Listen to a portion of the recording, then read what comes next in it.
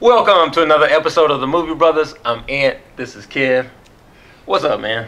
Blessed and highly favored, my brother. How about yourself? I'm doing great. I cannot complain. Good to hear it. Thank you guys for tuning in once again. We are reviewing the film Focus for you today. This film is rated R, has a runtime of 1 hour and 44 minutes. This is a crime/drama that we have on our hands. We have an international con man by the name of Nicky who has to kind of adjust his game when a woman catches his eye. As do we all. Yes. As do we all. Oh, yeah. This film was directed by Ficarra and John Requa, who, strangely enough, were responsible for writing Bad Santa. Okay.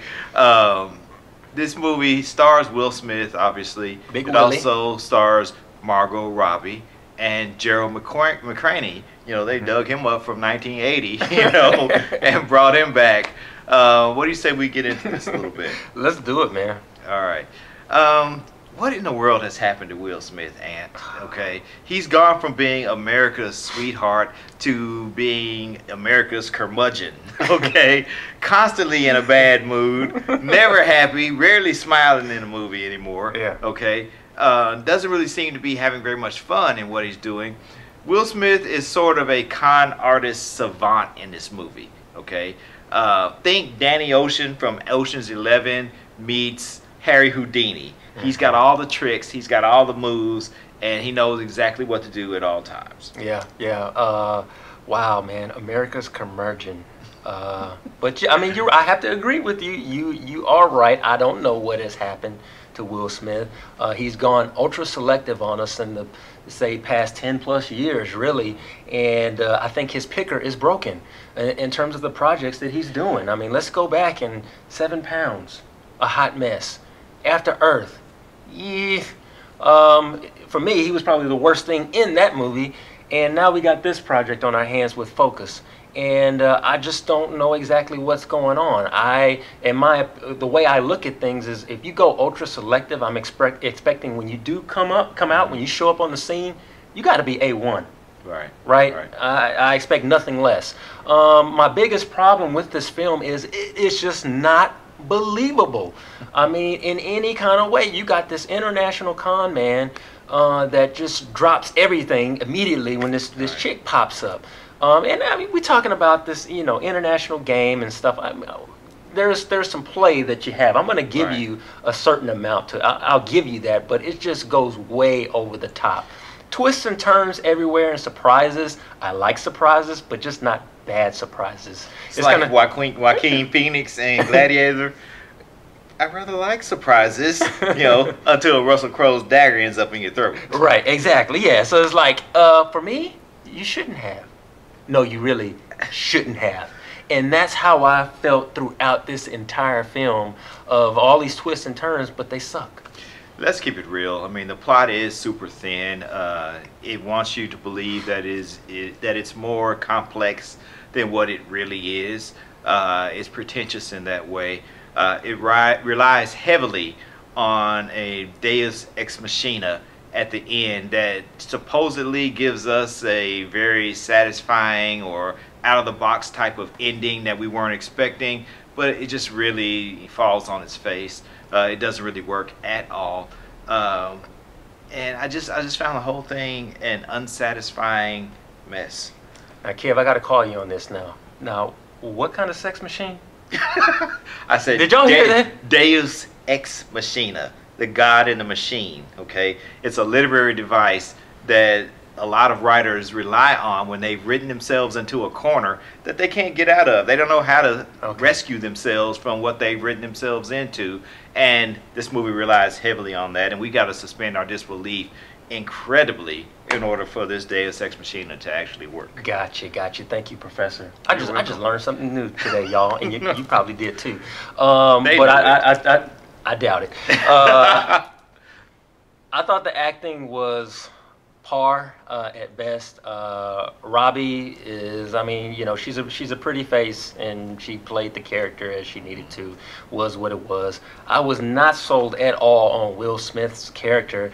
He's just kind of, it's like, I mean, yeah, he looks the part and he's dressing the part, and they give this character all the things that an international con man would have. His tailor had him looking real pimp. Yeah, he was clean, but I wasn't sold. Yeah. Wasn't sold. And the chemistry between them two, I wasn't sold on that either. Right. Yeah. The direction in this film is serviceable at best. The brothers, or these two guys, whoever they are, they don't really have to do a whole lot except turn the camera on and let beautiful people do very unimaginative things. Mm-hmm. The script is lazy. It relies on a lot of, like I said, suspension of disbelief, and a lot of coincidences and things of that nature happen. The film relies heavily on the likability of its two leads. It wants you to fall in love with Will and Margot. And although Margot Robbie is bathwater hot, okay, I gotta put quotes on that, air quotes, bathwater hot, Will just really, he just doesn't really have a grasp on exactly what he's trying to convey to us, I don't think. Bathwater hot, Kev? I'm all confused. No, what is bathwater hot? You know, the old people used to say, you know, girl, you so hot, you so fine, I drink your bathwater. Okay? Okay. That's what bathwater hot is. Okay. Margot Robbie is that fine. Yeah, she's fly. I give her that. She is fly. Okay. Yeah, I mean, but Will, man, I am really struggling with this dude, and he's kind of turned into like weepy Will. Yeah, he spends just a like great portion of this film holding back tears, it seems like. Yeah, and I don't know if that's coming from him or what he's trying to do. He wants us to take him as a more serious actor or whatever, but you know, instead of a star, he wants to be an actor. Leave the crying to Cuba, all right? Wow. I'm sorry. You gonna roll that bus over Cuba? I'm sorry. Cuba ain't did nothing to you. I know. I'm sorry, y'all. Please forgive me. Just pretend I never said that. But anyway, with Will, I just don't know what's going on. I expect this from this guy, and he's just been giving us this. And I got a problem with it. I mean, Kev, can we throw some points on this thing, man? What you think? Yeah, real quick. Cuba's like, you see this Oscar? Scoreboard. Scoreboard. Hey, that's true. That's true. I like Cuba, actually. I mean, he's done some great stuff, but he ain't in this movie, so all right, we'll leave him alone. Let's put some points on it. I thought this movie was fluff. Okay. That's really all that it is. You've got pretty people doing pretty unremarkable things. And they expect us to take it really seriously, and we can't. This film doesn't really go anywhere. Like I said, the ending is really kind of crappy. I give this movie a 5 out of 10. Kev, all right, man. For me, y'all, this focus is out of focus, and for everything we just mentioned, I mean, there's just so many things that did not work. I think Will Smith still has the potential to do some great things.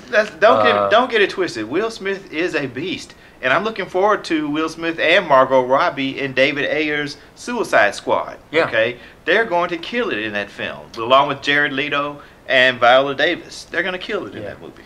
So I'm just, I'm waiting for the Will Smith of old. Bring us the action star. What put you on, man? I mean, still do whatever kind of projects you want to do, but give us at least a little bit. The core Will Smith fans, right. We grew up watching, the action flicks and all that kind of stuff. Give us a little bit of that.